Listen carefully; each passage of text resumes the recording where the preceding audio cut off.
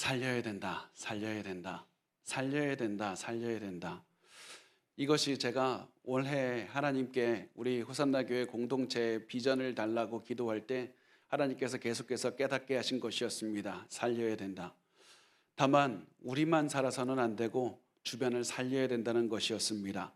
우리가 주변에 생명을 나누는 그런 공동체가 되어야 된다는 겁니다. 주변에 살 소망을 나누어주는 생명의 공동체가 되어야 된다. 살려야 된다. 살려야 된다.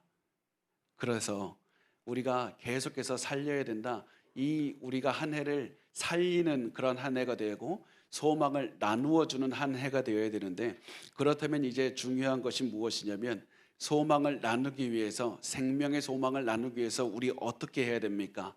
그것이 중요한 겁니다. 우리 어떻게 나눌 수 있습니까? 많은 분들이 어떻게를 물어보면 이렇게 대답합니다. 우리 많은 걸 가지고 있어야 됩니다. 돈이 많아야 됩니다. 능력이 많아야 됩니다. 권력도 많아야 됩니다. 우리가 가진 게 많아야 나눠줄 수 있습니다. 그래서 계속해서 우리가 많이 달라고, 많은 것을 갖기 위해서 자꾸 노력합니다. 그런데 성경은 우리가 능력이 있어야지 나눠줄 수 있다고 말하지 않습니다. 우리가 능력이 많아야 그 많은 것 중에서 나누어 줄 수도 있다고 말하지 않습니다. 왜냐하면 살리는 능력, 생명의 능력, 소망의 능력은 우리의 능력으로는 나눠줄 수 있는 것이 아니기 때문에 그렇습니다. 우리의 자연적인 능력으로는 나눠줄 수 있는 것이 아닙니다. 우리가 나누기 위해서, 생명의 소망을 나누기 위해서 필요한 것은 초자연적인 능력입니다. 성령의 능력이고 하나님께서 주시는 능력만이 우리가 나눌 수 있고 살릴 수 있고 도울 수 있는 그런 힘이 된다는 사실입니다. 그러면 우리는 주변을 살리는, 소망을 나누는 공동체가 되기 위해서 무엇을 해야 됩니까? 우리가 아무것도, 우리의 능력으로는 할 수 있는 것이 아무것도 없다면, 그렇다면 우리가 무엇이라도 하기는 해야 될 텐데, 우리가 할 수 있는 것이 무엇입니까? 우리가 주변을 살리는 공동체가 되기 위해서 할 수 있는 것이 단 하나도 없습니까? 성경은 말씀합니다. 한 가지 할 수 있는 것이 있다. 그것은 바로 우리가 하나가 되는 겁니다. 모든 성도가 하나로 연합하는 공동체가 될 때 하나님께서는 그 공동체를 통해서 일한다고 말씀하시기 때문에 그렇습니다. 자기 자신보다 다른 성도를 앞세우는 모습으로 서로가 하나 될 때, 그때 비로소 주변에 도움을 줄 수 있고 주변에 생명을 나눠줄 수 있는 공동체가 될 수 있는 겁니다. 하나님께서는 이렇게 하나가 되는 공동체를 사용해서 사랑의 능력, 소망의 능력, 생명의 능력을 전하시기를 원하시는 겁니다. 하나님은 하나된 교회를 통해서 소망을 나눠주는, 생명을 살리는 공동체가 되기를 원하시기 때문에 그렇습니다. 로마서를 기록하는 바울, 이 바울도 이 로마에 있는 교회, 이 교회가 연합된 공동체가 되기를 원했습니다. 왜냐하면 이 교회가 하나가 되어서 선교의 중심지가 되기를 원했기 때문입니다. 하나가 되어서 하나님의 사랑을 흘려보내는 그런 공동체가 되기를 원했기 때문에 그렇습니다. 그런데 로마 교회에 작은 문제가 하나가 있었습니다. 다툼이 있었던 겁니다. 그리고 다툼이 있었던 이유는 굉장히 간단합니다. 서로 달랐기 때문에 그렇습니다. 같은 예수를 믿었지만 유대인 출신도 있었고 이방인 출신도 있었습니다. 배경이 달랐습니다. 믿음의 크기도 달랐습니다. 성경적 지식도 달랐습니다. 한 교회 안에 있었지만 다른 점들이 있었기 때문에 서로 이해하지 못하고 다툼이 생겼던 겁니다. 그렇지만 바울은 확신했습니다. 교회가 나누고 생명을 전달하는 공동체가 되기 위해서는 반드시 하나가 되어야 된다. 아무리 뛰어난 능력이 있고 돈이 많고 많은 사람이 있어도 하나 되지 못하면 그 교회는 아무런 사명도 감당하지 못하는 것입니다. 그래서 바울은 선교적 중심지로 로마 교회를 삼기 위해서 이 교회가 하나가 되어야 된다, 이 사실을 강조하고 싶었습니다. 그래서 이제부터 바울은 이 로마서 15장 1절부터 그 사실을 강조하기 시작합니다. 1절은 이렇게 말씀을 합니다. 우리 같이 읽어볼까요? 시작. 믿음이 강한 우리는 마땅히 믿음이 약한 자의 약점을 담당하고 자기를 기쁘게 하지 아니할 것이라. 아멘. 사도 바울은 믿음이 강한 사람들은 믿음이 약한 사람들의 약점을 인내해 줘야 되는 의무가 있다는 이 말부터 시작을 합니다. 믿음이 강한 사람들이 무엇인가? 우선 보면 믿음이 강한 사람들은 바로 성경을 잘 아는 사람들입니다. 그리스도인들은 율법으로부터 자유롭다 이 사실을 잘 알고 있었습니다. 그래서 당연히 안식일에도 자유롭게 행동했고 성경이 금지하는 음식들, 원래 구약 성경이 율법에서 금지했던 돼지고기 같은 음식들도 자유롭게 먹었고, 또 우상에게 바쳐진 고기라고 할지라도 자유롭게 먹으면서 아무런 죄책감도 느끼질 않았습니다. 그래서 건전한 신학을 가진 사람들, 믿음이 건강하고 강한 사람들, 이 사람들의 특징이 있었는데, 대다수의, 모든이라고 할 수는 없지만 대다수의 이런 건강한 신학을 가진 사람들은 주로 이방인 출신의 그리스도인들이었습니다. 이들은 처음부터 율법과 상관없이 살았기 때문에 그냥 예수님을 믿은 다음부터 율법으로부터 자유롭게 살았습니다. 그런데 그 모습이 아주 거리끼는 사람들이 있었습니다. 유대인 출신의 그리스도인들이었습니다. 유대인 출신의 그리스도인들은 처음부터 율법을 가지고 살았습니다. 율법이 인생이었고 율법이 문화였습니다. 그러다 보니까 예수를 믿고 자유를 얻었다는 것, 그거 알고는 있었는데 마음에 죄책감이 자꾸 드는 겁니다. 저렇게 저 이방인 출신의 그리스도인들처럼 살면 안 된다, 이런 생각이 들었습니다. 유대인들의 의식도 좀 지키면서 살아야 되지. 우상에게 바친 음식 어떻게 먹어? 저러면서 계속해서 이 이방인 출신의 그리스도인들이 자유롭게 행동하는 걸 보면서 손가락질했고 싫어했습니다. 자꾸 그러니까 사람들이 마음에 불편한 마음이 생기고 다툼이 생기는 겁니다. 바울은 이런 유대인 출신의 그리스도인들을 보고 믿음이 약한 사람들, 이렇게 표현을 합니다. 잘못된 편견에 빠져 있고 과거 자신의 신념에 갇혀서 성경이 주시는 말씀 제대로 이해하지도 못하고 받아들이지도 못하는 믿음이 약한 사람들, 이 사람들이 유대인 출신의 그리스도인들이었습니다. 그리고 문제는 믿음이 강한 사람들과 믿음이 약한 사람들이 한 교회 안에 있었기 때문에 불편함이 생기고 다툼의 불씨가 계속 커져갔던 겁니다. 여러분, 이거 잘 기억하셨으면 좋겠습니다. 교회는 사람들이 모이는 곳이다 보니까 다툼이 생길 수 있습니다. 그리고 믿음이 약한 사람들 사이에서도 다툼이 생깁니다. 그런데 제 경험에 비추어 보면 굉장히 많은 경우에 믿음이 약한 사람들은 교회 안에서 다투질 않습니다. 왜냐하면 모이질 않기 때문에 그렇습니다. 믿음이 약한 사람들은 어차피 서로 말도 안 하고요, 서로 만날 일도 없고 그렇기 때문에 다툴 일도 없습니다. 교회 안에 다툼이 생기는 대부분의 경우는 믿음이 좋다고 생각하는 사람들이거나 믿음이 좋은 사람과 약한 사람들이 같이 있을 때 생기는 겁니다. 지금 이 로마 교회에서는 믿음이 강한 사람과 약한 사람이 같이 있었기 때문에 다툼이 생겼습니다. 이렇게 성숙한 믿음을 가진 사람과 미성숙한 믿음을 가진 사람이 다투기 시작했을 때 바울이 어떻게 해결했을 것 같습니까? 바울이 저렇게 편협하고 신학도 모르는 저런 잘못된 생각하는 사람들 당장에 불러갖고 그냥 올바른 지식 가르쳐주면서 당장에 그냥 너희 생각 바꿔라 이렇게 혼냈을 것 같습니까? 그렇지 않습니다. 오히려 바울은 가장 먼저 믿음이 약한 사람들에게 먼저 양보하라고 말합니다. 믿음이 강한 사람들한테 먼저 양보하라고 말합니다. 믿음이 약한 사람들이 아니라 믿음이 강한 자들에게 뒤로 물러설 것을 요구한 겁니다. 왜냐하면 믿음이 강한 자들에게 더 많은 짐이 지어졌기 때문에 그렇습니다. 믿음이 강한 자들에게는 더 많은 의무가 있는 겁니다. 여러분, 이것이 중요합니다. 세상에서는 더 많은 능력이 있고 더 많은 권력이 있고 더 많이 성장하면 더 많은 권력을 가지고 흔드는 것이 상식입니다. 그런데 교회 안에서는 믿음이 성숙하고 더 강하다는 말은 더 많은 책임이 있고 더 많은 의무가 있고 더 먼저 물러서야 된다는 것을 의미하고 있습니다. 그래서 바울은 믿음이 강한 사람들에게 의무가 있다, 그러면서 어떤 의무가 있다고 말을 하냐면 자기 자신을 기쁘게 하면 안 되는 의무가 있다고 말을 합니다. 교회 안에서 생활할 때 자기 자신을 기쁘게 해서는 안 되는 것이라는 겁니다. 이게 무슨 얘기입니까? 내가 원하는 것, 내가 누릴 수 있는 권리, 이거 당연히 내가 할 수 있는 거니까 내가 할 수 있는 것만 생각하고 행동해서는 안 된다는 겁니다. 그러면 어떻게 행동해야 됩니까? 어떠한 기준으로 행동해야 됩니까? 나를 기쁘게 하지 말고 다른 사람을 기쁘게 하기 위해서 행동해야 된다, 이렇게 말을 합니다. 그것이 2절 말씀에 나오는데 우리 각 사람이 이웃을 기쁘게 하되 선을 이루고 덕을 세우도록 할지니라. 믿음이 강한 사람은 내 주변 성도들을 기쁘게 해야 되는 의무가 있다는 겁니다. 그러면 어떻게 해야 주변 사람들을 기쁘게 할 수 있는 겁니까? 다른 사람들이 해주는 말 그냥 틀리든지 맞든지 다 옳다고 그냥 해주는 겁니까? 그거 아닙니다. 잘못된 일을 해도 그냥 다 맞다고 해주라는 것도 당연히 아닙니다. 주변 성도들을 기쁘게 해주라는 것, 그것은 다른 성도가 영적으로 올바로 서도록 이끌어주라는 의미입니다. 다른 사람을 영적으로 성숙하게 되도록 이끌어주라는 겁니다. 내 행동을 통해서 저 사람이 영적으로 성숙하게 되려면 내가 어떻게 해야 될까?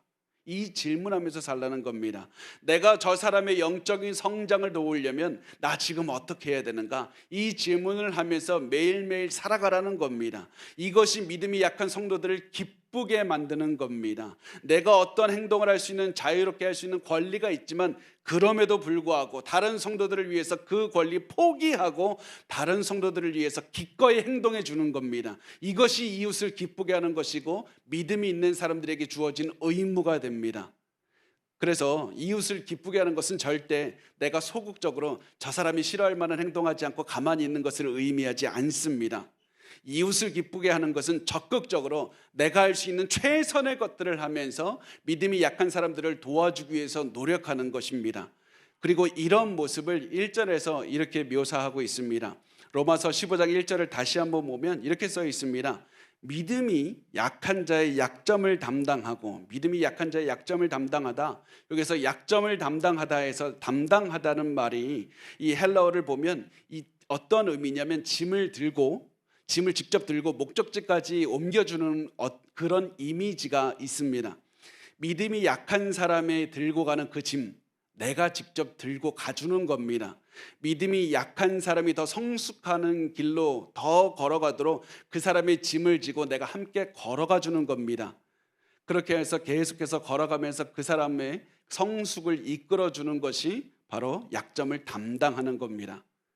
그런데 우리가 생각해 보면 알겠지만 다른 사람의 짐을 지고 같이 걸어가 주는 거 결코 쉽지 않습니다. 같이 걸어가는 그 짐만, 내 짐도 무겁고 다른 사람의 짐도 무거운데 그 사람의 짐을 지고 같이 걸어간다 할지라도 믿음이 약한 사람이 나를 오히려 불평할 수도 있습니다. 원망하거나 비난하거나 오해할 수도 있습니다. 그럼에도 불구하고 참아주면서 같이 걸어가라. 같이 걸어가 주는 건, 이렇게 같이 걸어가 주면 그 사람의 믿음이 조금씩 성장하는 것을 보게 될 것이다.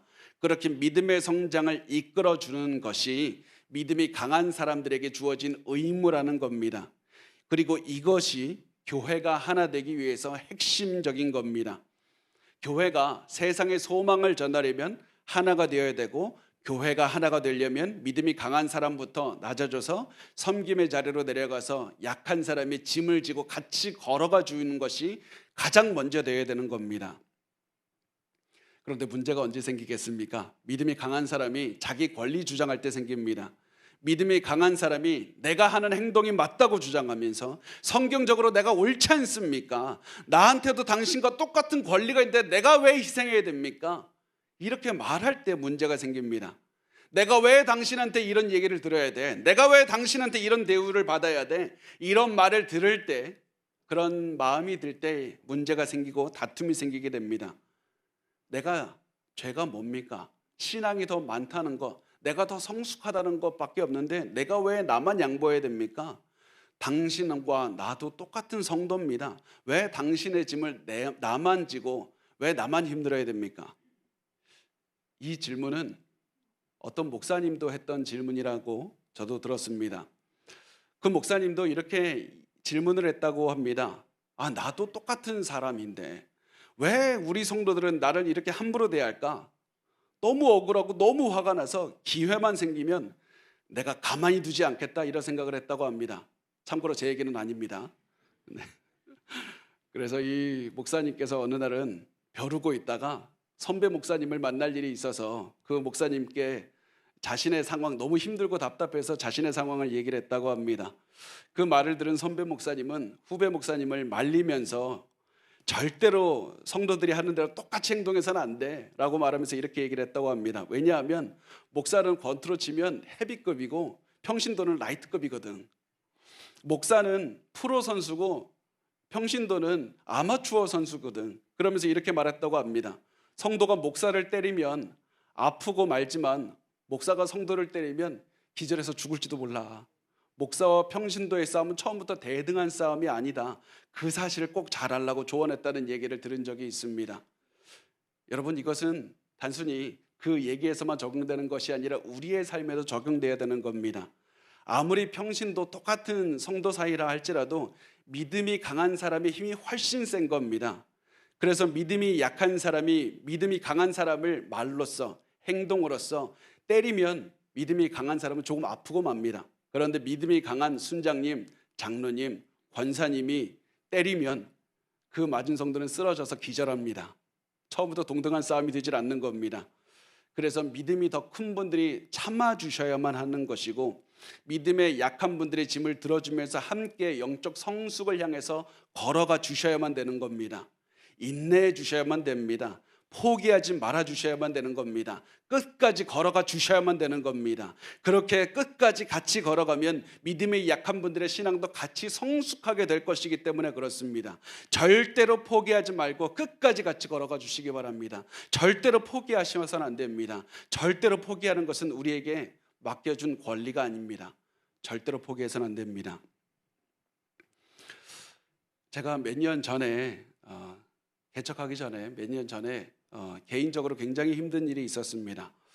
저를 굉장히 좀 힘들게 하는 성도가 있었는데 왜 이렇게 나를 힘들게 할까? 그렇게 이유도 잘 모르겠고 앞으로 난 더 무엇을 할 수 있을까? 그런 생각이 들었습니다. 내 이제 좀 그만하고 싶다. 이런 생각도 들었습니다. 그래서 하루는 저희 아내에게 제 마음과 제 상황에 대해서 말을 하면서 이렇게 말을 했던 기억이 납니다. 뭐 여러 가지 얘기를 하다가 이제 내가 다른 교회로 가든지 저분이 교회로 옮기든지 그랬으면 좋겠다. 그렇게 얘기를 했더니 갑자기 우리 아내가 무서운 얼굴로 저를 쳐다보더니 이렇게 말을 했습니다. 아무리 그래도 목사는 그렇게 얘기를 하면 안 된다고. 목사가 성도를 포기하면 성도가 어디 갑니까? 성도가 힘들게 한다고 목사가 성도 포기하면 그 성도 도대체 어디로 가라는 겁니까? 저 그 말이 아직도 기억이 납니다. 저는 그 말을 오늘 여러분들에게도 드리고 싶습니다. 특히 우리 교회 순장님들께 특히 드리고 싶습니다. 여러분들에게 맡겨진 영혼들, 여러분 주변에 여러분보다 믿음이 약한 사람들 절대 포기하시면 안 됩니다. 순장님들이 순원 포기하면 그 순원 어디로 가겠습니까? 그 순원들은 앞으로 누구와 함께 걸어가겠습니까? 또 여러분 가정에서도 믿음이 강한 배우자, 믿음이 강한 부모님, 믿음이 강한 가족들에게도 부탁드립니다. 여러분들이 그 가족 포기하면 그 포기를 당한 가족은 갈 데가 없습니다. 하나님께서 우리에게 믿음이 약한 분들을 맡겨주신 이유는 그들을 보고 힘들고 답답해하라고 한 것이 아니라 포기하지 말라고 하면서 우리에게 주신 선물인 겁니다. 우리 아무리 힘들어도 순원 포기해서 안 되고, 우리 아무리 힘들어도 약한 가족들 포기해서는 안 되고, 우리 아무리 힘들어도 우리 옆에 있는 사람들 절대로 포기해서는 안 되는 겁니다. 그들의 짐을 대신 지고 그들과 함께 믿음의 성숙에 이르도록 함께 걸어가셔야만 됩니다. 이것은 하나님께서 우리에게 주신 명령입니다. 그들의 짐을 우리가 대신 지고 끝까지 걸어가야만 되는 겁니다. 근데 우리 이런 말을 들을 때 이런 생각 들 겁니다. 그게 가능합니까? 내 짐을 지는 것도 힘들어 죽겠는데 다른 사람의 짐을 지고 걸어가는 게 가능합니까? 그런 질문을 하는 우리에게 바울은 말합니다. 예수 그리스도를 보라. 예수 그리스도를 보라. 그리스도께서는 이미 우리가 어떻게 해야 다른 사람의 짐을 지고 걸어갈 수 있는지 이미 알려주셨다. 예수 그리스도를 보라. 그러면서 3절에 이렇게 말씀을 합니다. 우리 같이 읽겠습니다. 시작. 그리스도께서도 자기를 기쁘게 하지 아니하셨나니 기록된 바 주를 비방하는 자들의 비방이 내게 미쳤나이다 함과 같으니라. 아멘. 예수 그리스도께서는 끝까지 포기하지 않고 걸어가실 수 있었던 이유가 있는데 그 이유가 무엇이냐면 자기 자신을 기쁘게 하지 않으려고 했기 때문에 다른 사람들을 기쁘게 하려고 사셨고 하나님 아버지를 기쁘게 하기 위해서 사셨다는 겁니다. 이것이 중요한 겁니다. 바로 시선의 집중을 내가 아니라 나 힘들고 나 어렵고 나 무겁고 나 힘들고 포기하고 싶다는 것이 아니라 어떻게 하면 하나님을 기쁘게 할까? 어떻게 하면 다른 사람들을 기쁘게 할까? 이것에 집중했다는 겁니다. 그래서 이렇게 집중하며 사셨던 예수님은 이렇게 고백하셨습니다. 주를 비방하는 자들의 비방이 내게 미쳤나이다. 예수님은 하나님의 뜻을 행한 것밖에 없는데 사람들이 예수님을 비방했습니다. 하나님을 미워하는 자들이 예수님을 미워해서 비방했고, 그래서 예수님은 고난을 당했습니다. 예수님은 그래서 끝까지 고난의 길을 계속해서 겪고 있었습니다. 만약에 이때 예수님께서 자신을 기쁘게 하기 위해서 사셨다면 예수님 십자가 지다가 십자가 던져버리고 그냥 올라가셨을 겁니다. 십자가 고통을 지질 않으셨을 겁니다. 그러나 예수님은 내가 힘든데, 나 어려운데, 나 아픈데 이것이 아니라 사람들을 기쁘게 하기 위해서 하셨고, 하나님의 뜻을 행하면서 하나님 아버지를 기쁘게 하는 것만 생각하면서 사셨습니다. 하나님의 뜻을 행하는 것에만 모든 초점을 두셨습니다. 그렇게 했을 때 고난의 길을 다 걸어갈 수가 있었고, 그렇게 했을 때 예수님은 다른 인류의 죄를, 그 인류의 짐을 다 지고 걸어가실 수가 있었던 겁니다.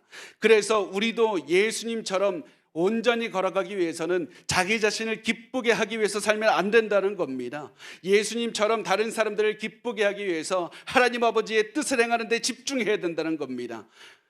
그렇게 할 때 우리에게 있는 권리, 내가 다 할 수 있는, 나도 힘이 있는데, 이런 말들은 쉽게 포기하고 예수님의 뒤를 따라서 걸어갈 수가 있다는 겁니다. 그런데 이게 끝이 아닙니다. 우리가 초점을 맞추는 것까지 할 수 있습니다. 그런데 다른 사람의 짐을 들어줄 수 있는 능력을 얻는 것은 또 다른 문제입니다. 우리가 한 사람이 다른 사람의 인생의 짐을 대신 들어줄 수 있는 힘, 그거 어디서 얻을 수가 있는가? 초점을 맞추는 데 그치는 것이 아니라 무엇인가 우리에게 힘을 주는 것을 얻어야 되는데 어떻게 해야 되는가? 우리가 그 힘 어디에서 얻을 수 있는가? 우리가 분명하게 해야 될 것은 우리에게 그 능력은 없다는 사실입니다. 우리는 우리 자신의 고난도 지고 나갈 수 있는 능력이 없는 연약한 존재입니다. 우리는 아무리 노력해도 다른 사람의 인생의 짐을 질 수가 없습니다. 그 능력은 그러면 어디서 얻는가? 바로 하나님이 주시는 것이고 성경이 주시는 겁니다. 성경을 통해서 하나님이 주시는 겁니다. 그래서 바울은 우리에게 성경을 보라고 말씀합니다. 4절 말씀입니다. 제가 읽겠습니다. 무엇이든지 전에 기록된 바는 우리의 교훈을 위하여 기록된 것이니 우리로 하여금 인내로 또는 성경의 위로로 소망을 가지게 함이니라. 여기에서 전에 기록된 바는 우리의 교훈을 위하여 기록된 것이니, 이것은 구약 성경을 말씀합니다. 바울은 구약 성경을 보라는 겁니다. 구약 성경이 우리에게 하나님의 뜻을 알려주고 우리가 새로운 삶을 살게 해주기 때문에 그렇습니다. 그래서 성경은 우리에게 계속 강조합니다. 구약 성경도 보고 신약 성경도 봐야 된다. 성경 전체를 통해서 하나님의 뜻을 알아야 된다. 성경 전체를 우리가 그래서 교회에서 가르쳐야 되고, 우리는 성경을 매일 묵상해야 되고, 성경의 가르침을 매일매일 우리 가슴속에 심으면 성경이 우리에게 소망의 능력을 갖게 한다는 겁니다. 죄를 용서받을 수 있는 소망을 주시는 것이 바로 성경이 주시는 소망이고, 계속해서 성경은 구원의 소망도 주시고 영생의 소망도 주십니다. 이 소망에 집중하면 오늘을 살아갈 수 있는 힘 두 가지를 주시는데, 그 두 가지 능력이 무엇인가? 인내와 위로입니다. 인내와 위로입니다. 미래에 대한 소망, 구원의 소망, 그 소망이 있으니까 고난 중에 인내할 수 있는 것이고 위로도 받을 수가 있는 겁니다. 이렇게 인내와 위로를 얻으면 또다시 우리가 소망을 바라볼 수가 있게 되는 겁니다. 그래서 성경은 말씀합니다. 너희의 삶의 시선은 소망에 두어야만 된다. 너희가 살아갈 수 있는 그런 모든 능력은 소망을 바라볼 때 얻는 것이다. 너희가 영생의 소망, 구원의 소망이라는 것에 집중하면 어떠한 결과가 오는가? 너의 인생이 그동안에 크게 보였던 것이 작게 보일 것이다. 그동안에 나 자신을 기쁘게 하는 것, 내 권리, 내 기쁨, 내 억울함, 내 아픔, 이것에 집중해서 보았을 때는 다른 사람들을 위해서 포기할 수가 없었지만은 구원의 소망, 영생의 소망을 바라보니까 내가 내 권리는 작아 보이고, 그래서 기꺼이 이 권리 포기할 수 있게 된다는 겁니다. 그래서 바울은 이 위로와 인내 이 두 가지를 바라보고 이 두 가지의 능력을 체험하면 그때 비로소 영적인 화합을 할 수가 있다 말씀합니다. 왜 그러느냐면 소망을 바라볼 때 바로 위로와 인내를 얻을 수가 있기 때문에 소망이라는 목적지를 향해서 모든 사람이 다 같이 걸어간다면 어느 곳에 있든지 무슨 생각을 하든지 목적을 위해서 다 같이 하나로 연합할 수가 있는 겁니다. 그래서 바울은 5절에서 이렇게 말을 합니다. 5절과 6절 말씀을 보면 이렇게 말씀을 하고 있습니다. 우리 같이 읽겠습니다. 시작. 이제 인내와 위로의 하나님이 너희로 그리스도 예수를 본받아 서로 뜻이 같이 하여 주사 한 마음과 한 입으로 하나님 곧 우리 주 예수 그리스도의 아버지께 영광을 돌리게 하려 하노라. 아멘. 바울이 인내와 위로의 하나님께서 우리가 같은 뜻을 갖게 해달라고 말합니다. 같은 뜻, 같은 마음, 이 마음을 갖게 해달라고 하는데, 이 같은 뜻이라는 것은 모두가 다 똑같은 생각을 해달라는 것이 아닙니다. 똑같은 지식을 갖게 해달라, 똑같은 이 생각의 그런 프로세스를 갖게 해달라는 것도 아닙니다. 여기서는 한 마음을 갖게 해달라는 것이고, 한 마음이라는 것은 연합하게 해달라는 겁니다. 연합하는 것은 어떻게 할 수 있습니까? 언제 연합할 수 있습니까? 목적지가 같으면 연합할 수 있습니다. 예수 그리스도를 따르면 연합할 수 있습니다. 예수 그리스도를 따르고 예수 그리스도께 소망을 두면 우리가 연합할 수 있게 되는 겁니다. 그런데 바울은 단지 여기에서 연합하는 것에 그치지 않습니다. 단순히 사람들이 기뻐하고 사람들이 좋은 모임을 갖는 것이 목적이 아니라는 겁니다. 왜 연합합니까? 말씀합니다. 예수 그리스도의 아버지께 영광을 돌리게 하려 함이라. 하나님께 영광을 돌리기 위해서 우리는 연합해야 된다. 이것이 우리의 모든 사람의 궁극적인 목적이 되어야 됩니다. 우리 교회의 궁극적인 목적이 되어야 됩니다. 여러분의 한 명 한 명의 가슴 속에 하나님께 영광을 돌리기 위해서 살아가겠다는 그 목적이 심어져야만 됩니다. 하나님께 영광을 돌린다는 큰 목적을 공유하면 우리의 생각이 다르고 의견이 다르고 우리의 상식이 다르고 우리의 많은 것들이 달라도 우리는 연합할 수 있습니다. 하나님께 영광을 돌린다는 큰 틀에서 볼 때 우리는 다른 사람이 힘들게 해도 그 사람과도 연합할 수가 있는 겁니다. 연합되지 않으면 하나님께 영광 돌릴 수가 없습니다. 하나님께 영광 돌려야 된다는 그 한 가지 목적을 위해서 살아내야지 우리가 우리에게 맡겨진 그 소망을 가지고 소망을 전파할 수 있는 그런 공동체가 될 수 있다는 사실을 반드시 기억하셔야만 됩니다. 바울은 여기서 또다시 그리스도께로 돌아갑니다. 그리스도께서는 그렇다면 하나님께 어떻게 영광을 돌리며 사셨는가? 예수 그리스도께서 어떻게 영광을 돌리며 사셨는가? 그 모습을 기록을 하는데 7절에 보면 이렇게 말씀을 합니다. 그러므로 그리스도께서 우리를 받아 하나님께 영광을 돌리심과 같이 너희도 서로 받으라. 우리가 어떻게 하면 그리스도처럼 하나님께 영광을 돌릴 수 있는가? 그 질문에 대해서 이제 그리스도는 어떻게 하나님께 영광을 돌리셨는가? 그것을 봐야 되는데요. 그리스도께서 하나님께 영광을 돌리는 방법은 우리를 받아주심으로써 영광을 돌렸다는 겁니다. 우리를 받아주심으로써 영광을 돌리셨습니다. 어떻게 우리를 받아주셨습니까? 우리가 아무리 죄가 많아도 우리를 있는 모습 그대로 받아주신 겁니다.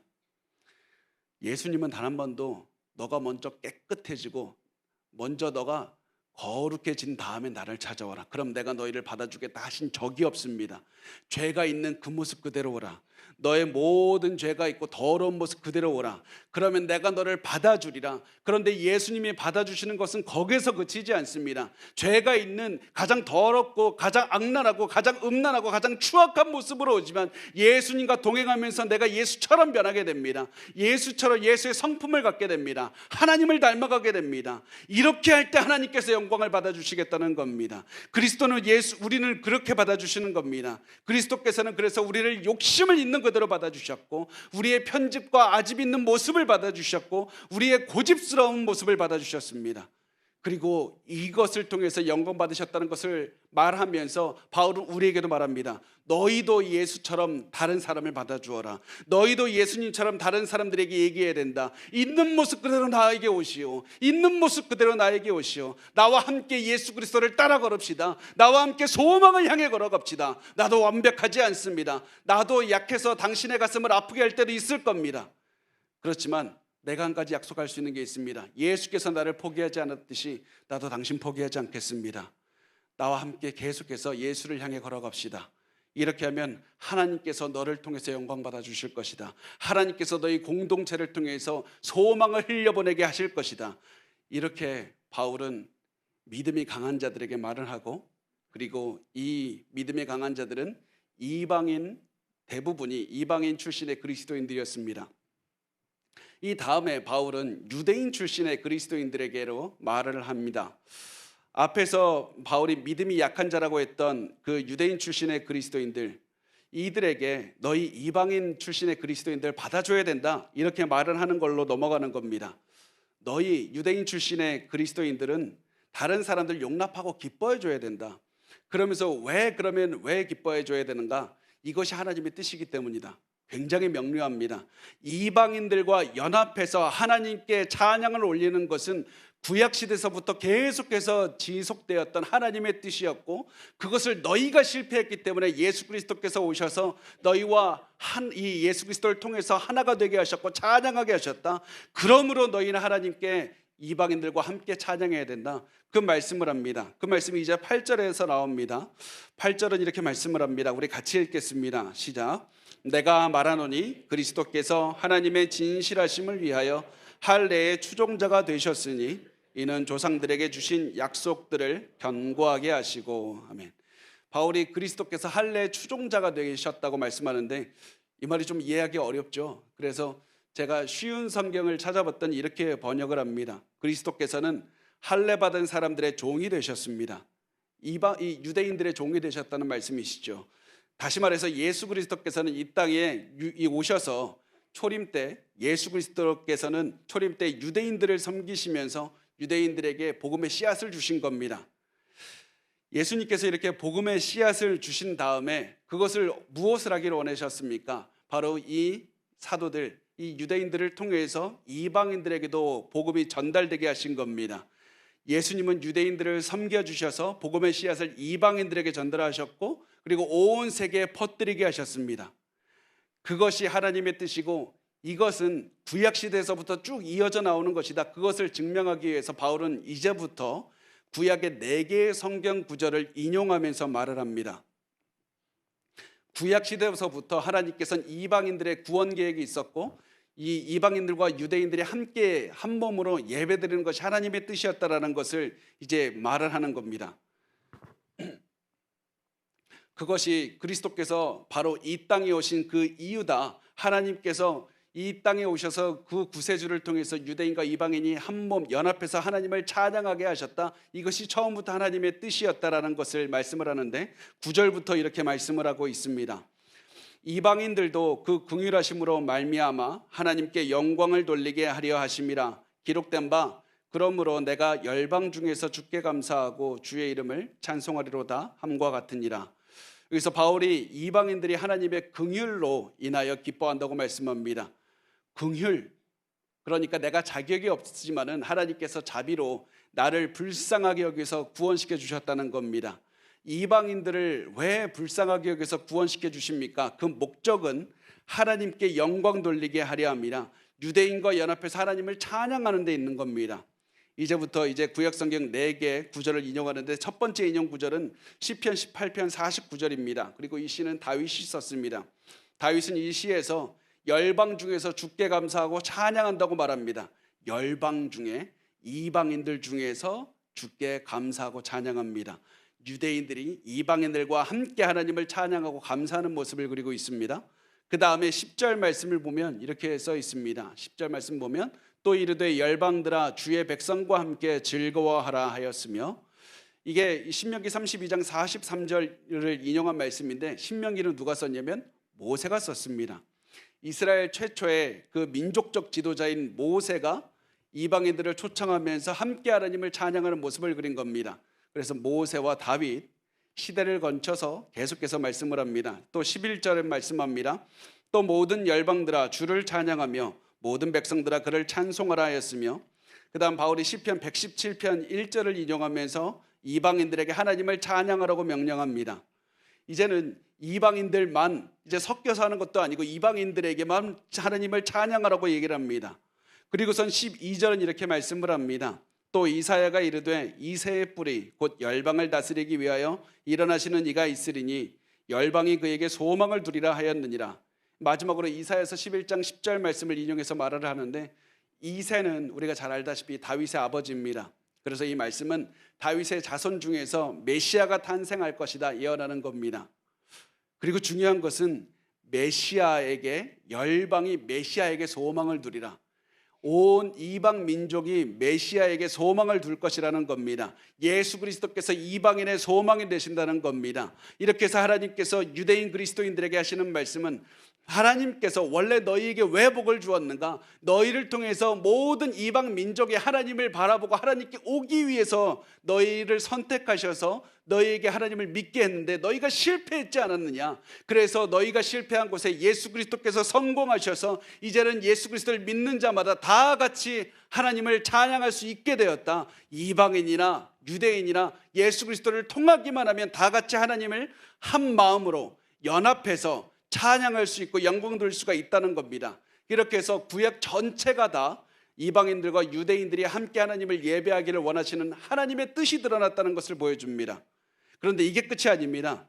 4개의 말씀을 통해서 기뻐하라는 주제를 강조하는 겁니다. 그래서 로마서 15장 9절에서 10절 말씀을 보면 계속해서 이렇게 말합니다. 주의 이름을 찬송하리로다. 주의 백성과 함께 즐거워하라. 열방들아 주를 찬양하며 모든 백성들아 그를 찬송하라. 찬송하라 기뻐하라. 찬송하라 기뻐하라. 바울은 단지 연합해서 같이 있는 게 중요한 것이 아니라 하나님 안에서 기뻐하는 것이 중요하다는 것을 강조합니다. 왜냐하면 서로의 존재를 기뻐할 때 진정한 연합을 이루기 때문에 그렇습니다. 함께 모여서 하나님을 기뻐하며 하나님을 찬양할 때 진정으로 하나의 공동체가 되기 때문에 그렇습니다.